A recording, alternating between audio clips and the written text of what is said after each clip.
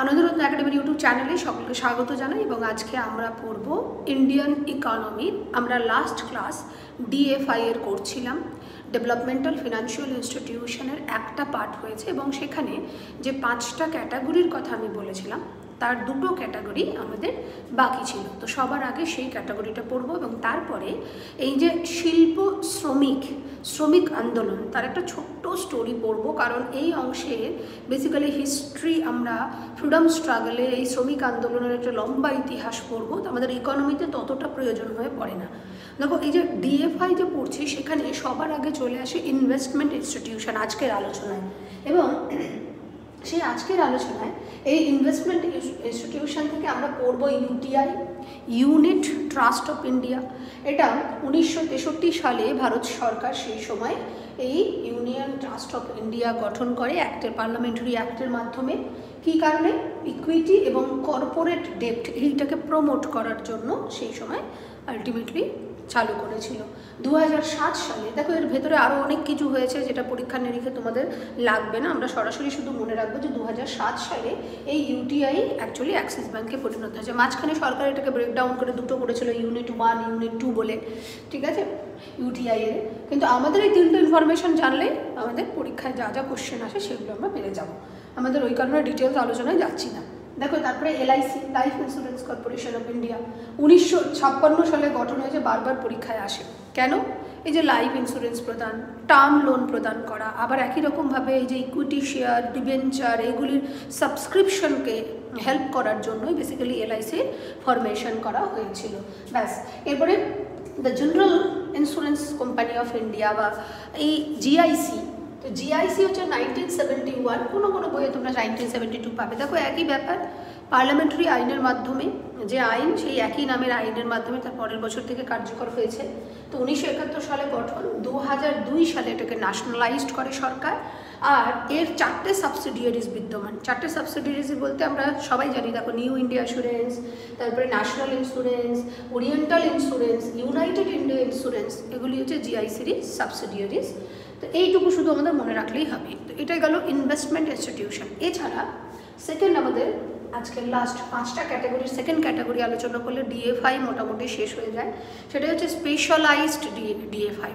এখানে Exim bank already আমরা বলেছিলাম। এছাড়া দেখো, তোমাদের রয়েছে risk capital and technological corporation of India limited, 1988 গঠন করা হয়েছিল।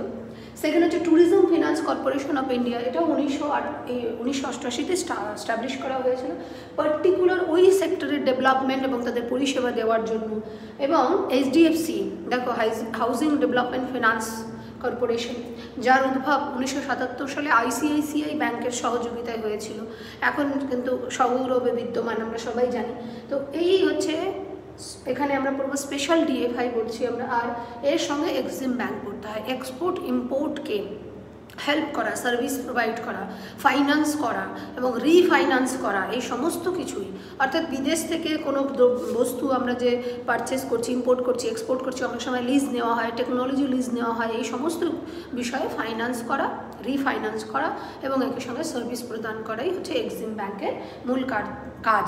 আর এটা 1982 গঠন করা হয়েছিল। এটাই আমাদের পরীক্ষায় সবথেকে বেশি আসে এবং আরসি সাহা ছিলেন প্রথম এই এক্সিম ব্যাংকের ম্যানেজিং ডিরেক্টর কাম চেয়ারপারসন। তো এরপরে আমাদের আলোচনায় চলে আসে যে ইন্ডাস্ট্রি রিলেটেড আমাদের এই যে শিল্প শ্রমিক, অর্থাৎ ইন্ডাস্ট্রিতে যে সমস্ত শ্রমিকরা নিযুক্ত তাদেরকে শিল্প শ্রমিক বলে। আর সেখান থেকে আমাদের মূল চলে আসে শ্রমিক আন্দোলন, ওকে, আর তার সঙ্গে রুগ্ন শিল্প, এই সমস্ত কিছু চলে আসে। শুধু আলাদা একটা পয়েন্ট করে তোমাদের এখানে দেওয়া রয়েছে যে ক্যাপিটাল ফর ইন্ডাস্ট্রি। তো অলরেডি এতদিনের আলোচনায় আমরা বুঝে গেছি যে ইন্ডাস্ট্রির অর্থ সরবরাহ কারা করে।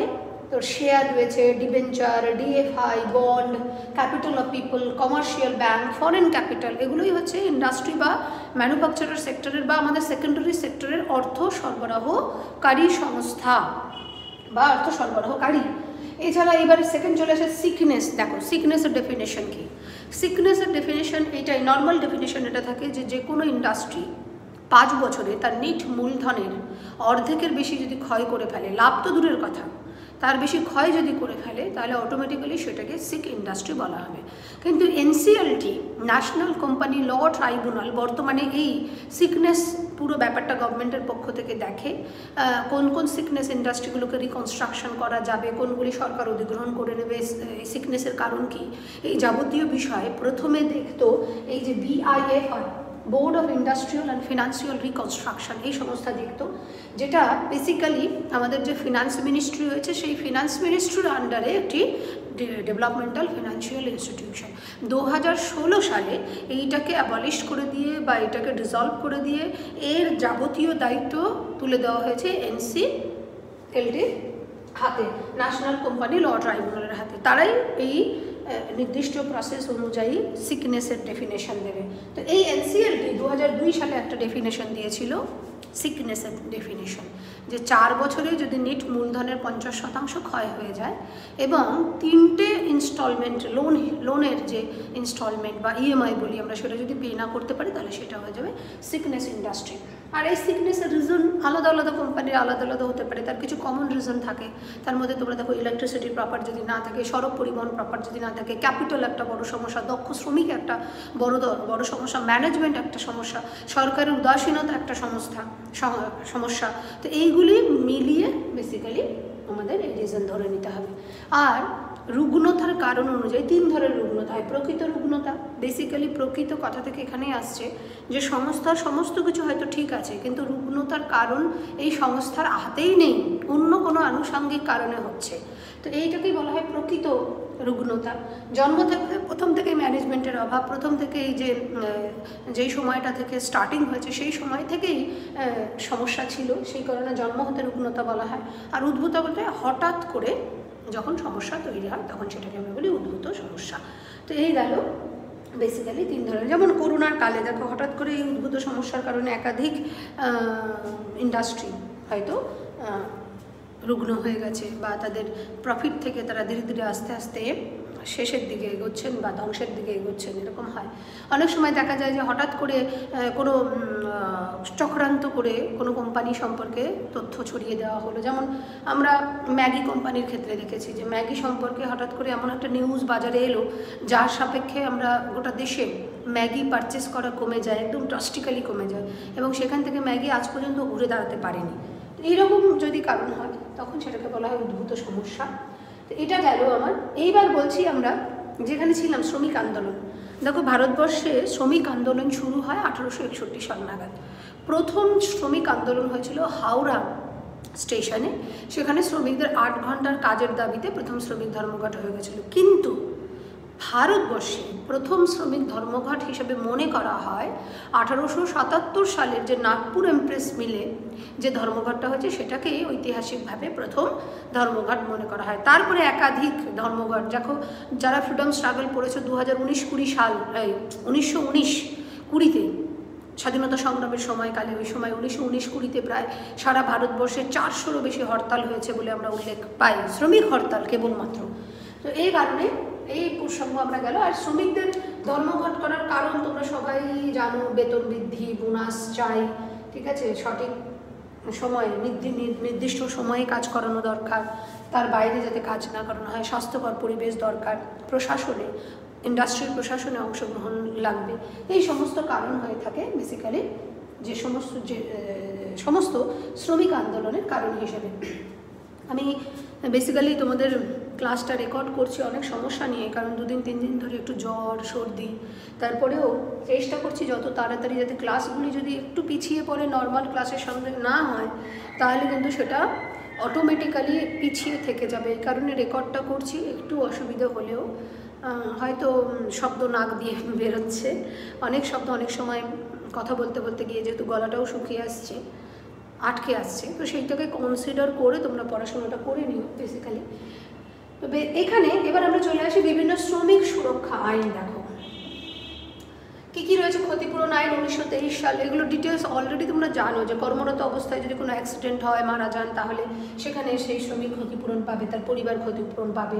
প্রসূতি কল্যাণ আইন 1929, এটা নর্মালি প্রথমে ছিল যে প্রসবের 6 সপ্তাহ আগে এবং তার প্রসবের 6 সপ্তাহ পরে সবেতন সহ তার ছুটি থাকবে।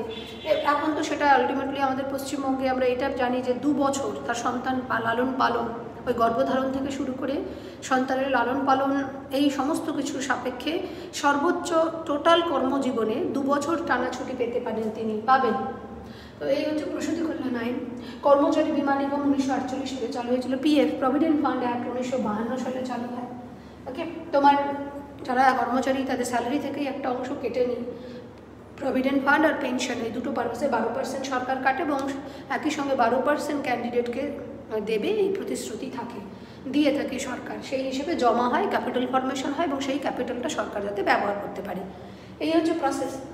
এবং অবসর জীবনে আমি 1 থেকে অনেকটা টাকা পেতে পারি। প্রয়োজনে পিএফ নিয়ে আরও আলোচনা রয়েছে, তোমরা দেখে নিতে পারো। যারা এই পিএফ যে কোনো সময় ক্যান্ডিডেট 6 মাস হয়ে গেলে পরে তারপরে যে কোনো সময় সে তার অ্যাকাউন্টে সেটাকে উইথড্র করে নিতে পারে। আবার যদি দেখা যায় যে 10 বছরের বেশি চাকরি হয়ে গেছে, 10.5 বছর সম্ভবত এখন টাইম লাইন রয়েছে, একটু দেখে নিতে হবে। তো তার বেশি যদি হয়ে যায় তখন আবার আর তোলা যায় না, একদম 60 বছরের পরেই তুলতে পারবে, কর্মজীবন শেষ হলে তবেই তুলতে পারবে। পেনশন অ্যাক্ট 1955 এবং ফ্যাক্টরিজ অ্যাক্ট 1948। তো এই গেল শিল্প শ্রমিক নিয়ে আমাদের আলোচনা। এবং এরই সাথে আমরা এই আলোচনাটা এখানে শেষ করছি এবং কিছুক্ষণ পরেই তোমরা পাবে বেসিক্যালি এই ইকোনমির ক্লাস থেকে ফিস্কাল পলিসি, সেই পলিসি সম্পর্কিত ক্লাস। সবাই সঙ্গে থেকো, ভালো থেকো, সুস্থ থেকো, কারণ সময়টা এখন সিজন চেঞ্জ হচ্ছে বলে প্রত্যেকেরই সর্দি কাশি জ্বর, এবং তারও ভুক্তভোগী আমিও। তোমাদেরকেও বলবো স্বাস্থ্য সম্পর্কে সচেতন থেকো এবং পড়াশোনাটা সঠিকভাবে করো।